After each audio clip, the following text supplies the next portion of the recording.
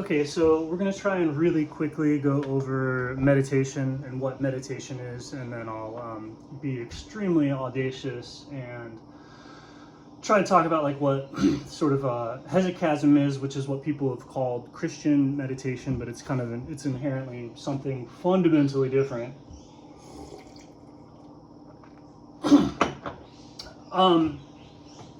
So with meditation, or with any of these like practices, I'll encompass it under any motivation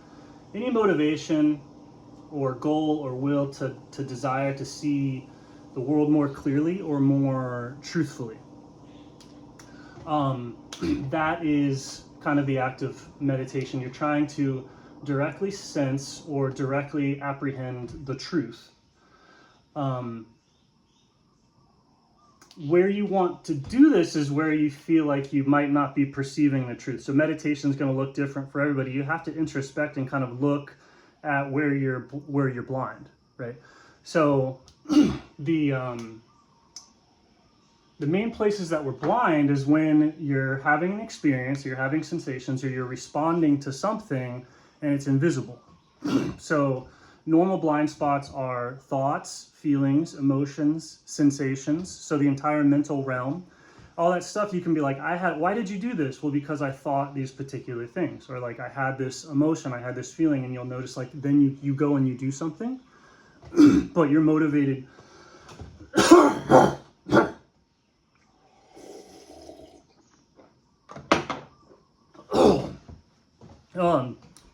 Taking too much nicotine. So you're motivated by an invisible thing. That's a great place for meditation because you're in contact with something, you're in contact with some aspect of reality, and it's moving you, but there's some wall, you can't see it. And that's a little bit like, imagine if you had a wall up and you couldn't see your legs, and you had no belief about your legs, really. Like everything that would be happening below the board, if you couldn't see below your waist, you would have no idea how to conceptualize it. It would be some sort of strange forces, like some sort of drag, some sort of impetus, like it responds to your prayers. Like, oh, you go, oh, I pray and I will to go that way, and you walk off that way. But if you didn't know you had legs, it would just be like, oh, the great turtle deities carry me. And so that's what thoughts and feelings and emotions are like. That whole realm, that invisible realm, is it's obviously pressing on you, otherwise you wouldn't respond to it. And then it's obviously invisible. It's invisible, otherwise you'd be able to see it. And so another place that you're blind is potentially like, oh, I have an object here, and I don't see anything past it. I don't see anything into the cup. I see my hand. I don't really feel anything beyond or below my hand. So you can have blindness that's evident by the invisibility of something, or you can have a blindness that is evidenced by the physicality of something. I see this thing here and I know it has an inside. I know it has movement on the inside. I know it has something like that, and I can't see into the cup. I'm blind from that area. And so that's what you're going to want to focus on when you're meditating. It has to be in a realm or an arena that you are directly experiencing.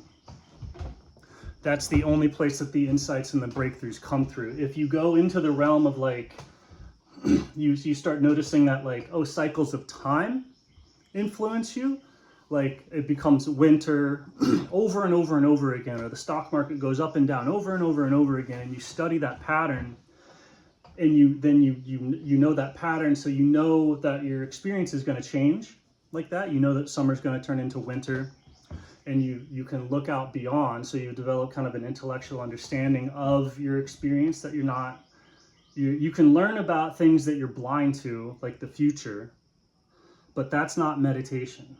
That's intellectual, rational understanding of problem solving, and that's working on your own internal mental map and making that your mental map is like accurate.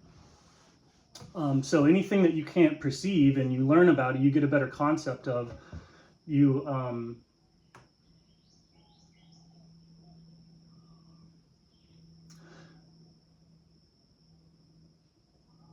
if you can't feel it, it's not meditation. So you can look at it, and again, this is an area where you have blind spot and you go, oh, I see time, I see the future, and then I can't feel or see anything into the future. You go, oh, there, I'm blind. So that's another area where you can apply meditation, or apply meditative technique to become less blind, so you see reality more accurately or more truthfully. You don't solve any of this. Time is a good example of like how if you're approaching blindness, learning about something on the other side of that veil is not meditation. So learning about, you have the cup, something's going on, there's movement inside. Learning about electrons, learning about protons, learning about molecular bonding isn't meditation, even though it does reveal insight into what will happen if you dig into the cup. It gives you predictive value of what's going to happen if you dig into the object. Just like learning about cycles of time will give you insights and reveal what happens as you dig into the future. You'll be like, I have insights about, as I dig into time, it's like I know if I go this far into time, I'm going to be in the winter. If I go this far into the cup, I know I'm going to be breaking p orbitals of electron clouds. If I go into my mind, right, I can't see my thoughts, my feelings, my emotions. If I learn about psychology, if I learn about mythology, as I go through my mind, you'll be able to accurately predict your experience. So none of that is meditation. So meditation is just, you have to stay right at your blind spots and focus the mind to try and see past the blind spot.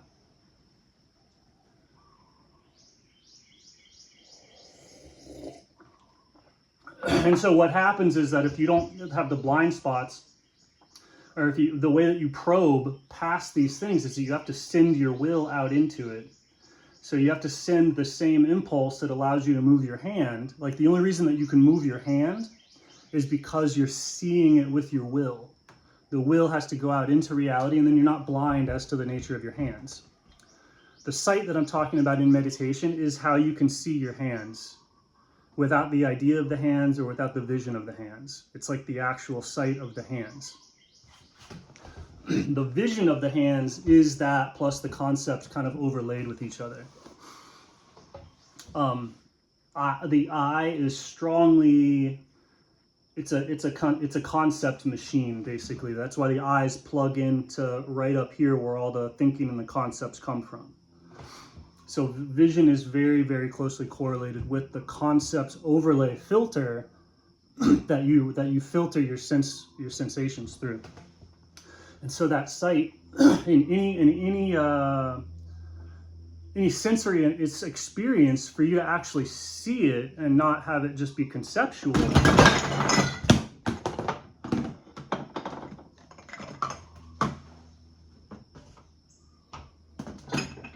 I don't really have a good space for my whiteboard.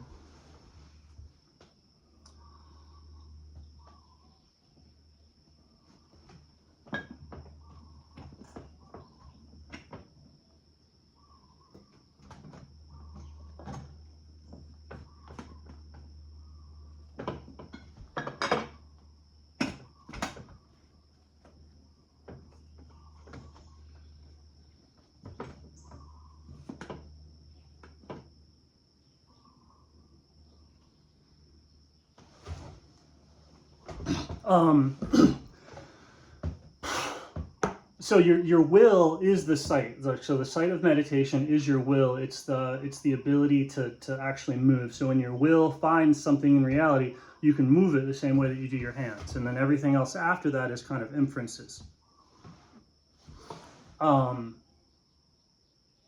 So let's say that you have your hands. If you don't know that you have your hands, this is what you have to go through as a baby. So this is infants come out and they're basically seeing, they're looking with their will. So if your hands are close together and you send your will into it, it'll look like that. The will of the hands kind of like merges, and you'll get behavior that's like this. If you send your will into something, but you don't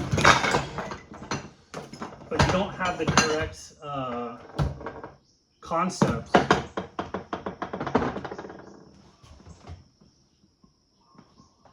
if you send your will into something but you don't have the correct concept, then you'll have something that results in prayer, worship. So people will send their will into something, and it'll move, it'll respond to them, like the legs will walk. If you can't see the legs, then your will is kind of seen as prayer in a way, and then the prayer is like a request or an act that the legs move. So I'm like requesting, my will is requesting that my hands go up. And so if you can't see that, you have one object, it's still both your hands. If you separate your will and you get it moving independently of each other, you can go, oh, this was actually two limbs. And then if you separate it even further, you go, oh, this limb has actually 5 fingers on each one. And so that's and if it's, you can't, this is all just one thing, right? And then as I look into it, if I know to sense it, if I have the correct concept, if I know that I'm looking for hands, then it's going to be like, oh, I can find all my fingers because of the hand concept. The hand concept helps me categorize all of the sensation, all of the will that I'm having. That's why it's visual. Concepts are visual. They're the things that coalesce all the sensations into an object. That's all vision. Even if you can't see it, even if it's a thought object, that's why it's all up here. Like thought objects, sound objects, they're all objects. And so that's the sensory information being collected into like a concept shell, a bubble.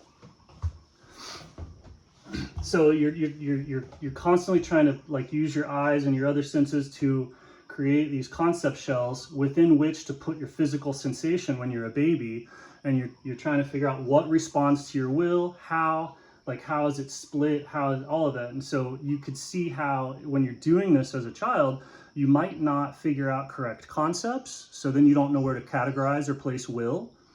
You'll have impulses or sensory, you'll have perceptions coming in, and there might not be a concept for it at all. So it impacts you and you're moved by it, but you have no idea why. Or you could get the concept for it. Like let's say later you're reading a self-help book and you go, oh, I didn't have this concept, and that concept will help me categorize my sensory experience. You could apply the concept to your sensory experience wrong, and having like the concept for a circle kind of slightly overlapping with the sensory information from square. And so then this concept won't exactly make sense because it's getting sensory information from something entirely differently. Like if you start categorizing your leg sensation as like, that's also my hand, everything that would happen, it would just result in more and more confusion. And that's from having the concept applied to the sensory experience wrong. So traditionally, meditation is getting rid of all of the concept filters because it's saying that they're all applied wrong and they're all fundamentally filtering everything out. So you'd want to drop all of the concepts and look at raw sensory experience.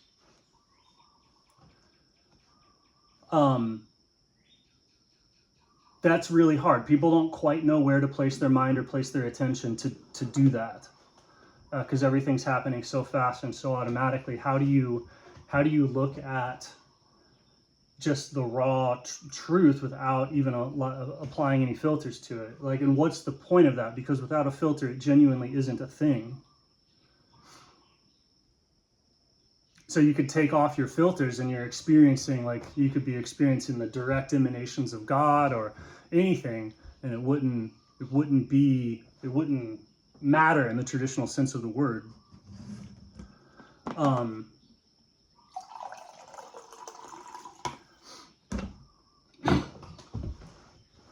But if you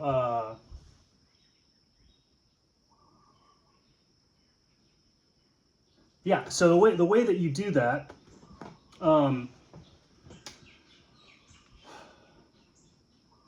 the surface of reality is all thoughts, feelings, perceptions, emotions, anything that could happen to you is happening on the surface of whatever you are in the deepest sense of the word. And so to meditate or get into the raw sensory experience, instead of I'm just going to be experiencing these waves, but I'm filtering out these waves because of my concept set, and you go, okay, I want to get rid of this so that I can experience all of the waves. So yeah, the only way to do that is to shift the locus of identity from a particular wave, which is interacting to other waves. The identity has to fall down into the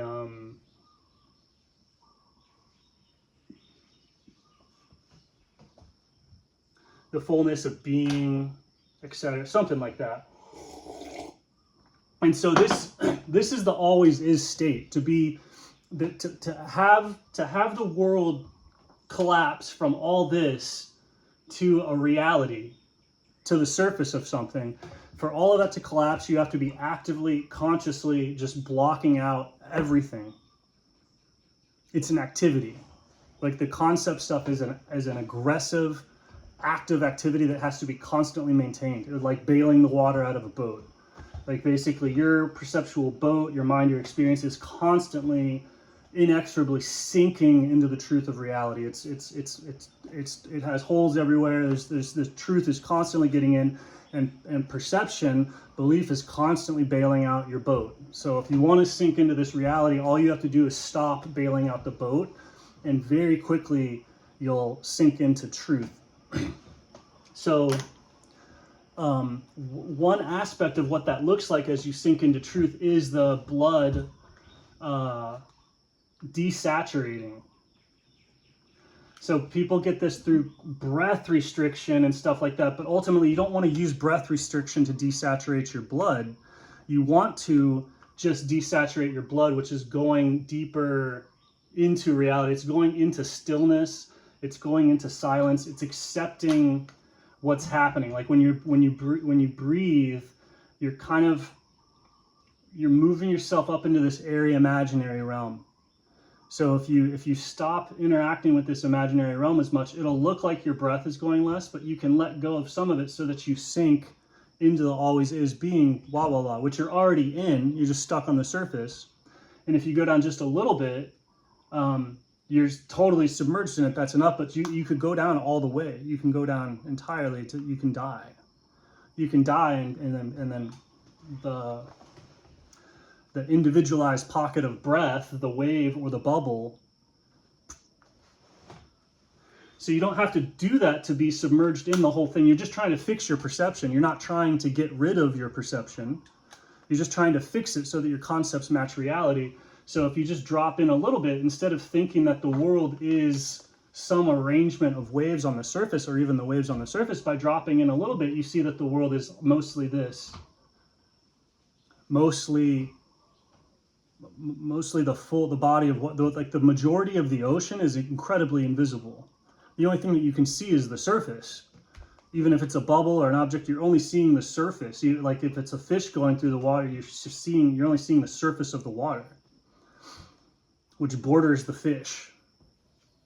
You're only seeing the waves. You're not seeing the actual bulk water. The mass of what the ocean is not any of the waves or the objects. So true perception is that, because that perception lets you see any belief systems, any set of waves, and the context for all of them.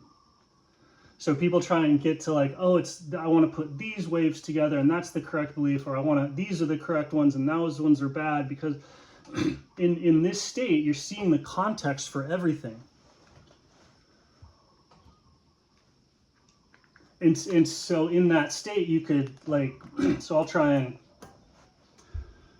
I'm the only place that you can talk is up here out of the water in the imaginary space. It's like you have to have your head out of reality to talk or to listen this way. It's the way that the world works, the way that water works, the way that when you're in water, that's how your consciousness works. So in terms of accessing the truth of all being, if you're able to talk, if you're able to listen or learn that way, you're not in it. When you're in it, that whole faculty goes away, just like the surface of the water goes away. You just can't do it. And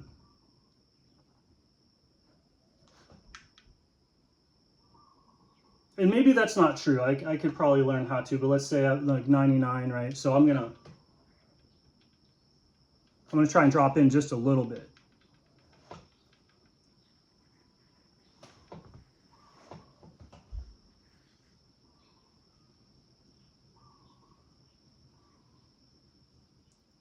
And I'm not holding my breath.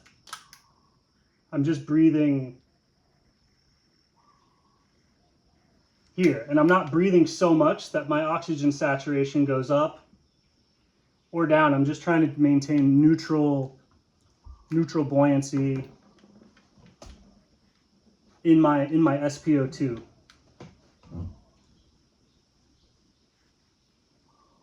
Slightly below surface level, which would be 100, 97 to 100%.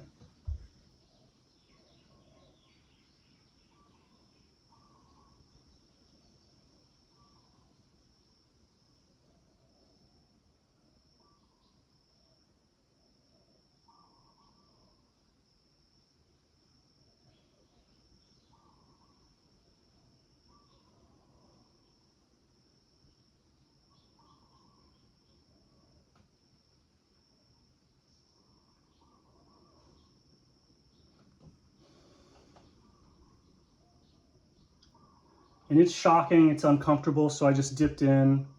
I was at 93 for a second, got distracted by my thoughts, so that's dipping in, out. Eventually you just feel this, you don't need the SpO2. I'm just showing this to you to know that there's a physiological change when you're engaging in stillness. Stillness requires this, like if somebody's doing non-doing, then your breath, your whole breath, all of your actions is the doing, is the problem. So you have to learn how to control that level of breathing. So when you withhold the breath, you're just down here breathing in and out with the air, but you just want to stay right here with the blood. And you're just grabbing yourself right there. So what the breath is, what you're using it for, how it operates, everything changes entirely. This is what most people think is breathing, is the wind blowing on the ocean. The actual breath is the buoyancy or slowing down. The breath is that which lifts the object in the water up towards the air. That's the breath. So by stopping the breathing, it's not the cessation of the wind, it's the cessation of the breath, so that the buoyancy in the breath sinks. That's stillness. That's being, as sinking, lowering your buoyancy is the same as increasing your magnetic attachment or your draw to that which is. When you start to sink, that means that you are attracted to the water finally. If you're floating, that's a repulsion from the water. So in consciousness or in the breath, if you're floating, you're actually having a repulsion from your breathing in your body. And if you're sinking, not breathing, desaturating, you'll have that sinking. That sinking is a draw towards the depth. You've changed your polarity. Changing the buoyancy to negative is a shift in polarity. That's why the direction changes. You stop floating up and go down. So meditation is to change the polarity so that you go down at least a little bit and then to stay there, to not let the polarity switch back to up and maybe not let it go so much that you die. So we'll try it one more time and I gotta go a second.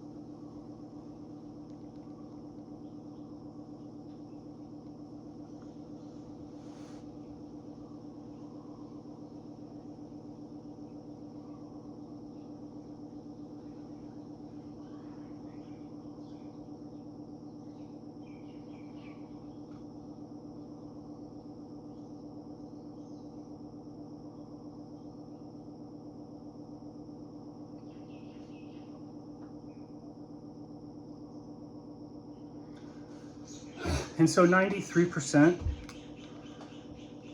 kind of hanging right at 90 to 93% saturation, is totally manageable. It's easy. You're in it. And if your shift is to maintain that saturation percentage versus like satisfy it to get it to go away, so you don't really change you don't even care about what the air is doing. You just maintain that saturation. You'll find that you kind of rise and fall. That level of saturation has its own breath. So as you rise and fall at that rhythm of the body, you'll stay right there. In that state, like I said, you're kind of magnetically attracted to the beingness, which is the underneath the reality, like the surface of reality. And so that area is devoid of concepts, etc. So then you can take in all of the sensory information, and then probably make a new concept out of all of it. Because why not?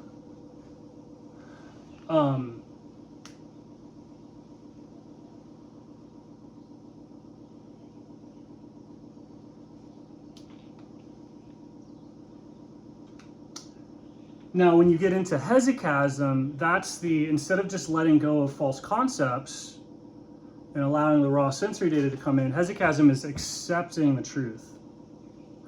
So that just results in the world, and when you accept the truth, you start to see thoughts for what they are. They're not just random beliefs people have based off of their experience. Like the thought realm is an environment, is a place that's much larger and much more. It's not something people are doing. It's something that people are in. And so when you let go of thinking that you're doing your own thoughts, you start to see that nobody is doing it, and then you see this entire like sort of mythological landscape within which all people, all religions, everything has a context and a location and a place, and none of it's accidental. It's all is like designed as a forest, like in terms of that it's structured, it's ordered, things are moving according to like a purpose and a desire. Like all of the different, the religions aren't right or wrong in the particular sense. Like when somebody's on that framework, they are identified with their thoughts. And a lot of the times when people identify with something, it's because they're having a compulsion, a feeling, a desire, and they can't perceive it. And if you can't perceive it, you go, oh, that's just me. That's my feelings. That's what I want to do. That's what I think. And because when you're blind, you just get moved around, and you go, what's this movement as a kid? And they go, oh, that's your thoughts. And you go, okay, that's my thoughts. But that's not like an accurate concept as to what thought is, like being the entire environment, arena, and everything that a thought is. Or an emotion. So the acceptance of truth just reveals that entire landscape. It's the apocalypse, the unveiling, and all that. And so then you see certain like things like Jesus Christ, aspects of history, cycles of culture and civil. None of that's accidental. It's just what is. And so a lot of people are in denial of what is, and then so truth starts to seem really edgy, even though the person saying the truth isn't trying to be edgy. It's just that way.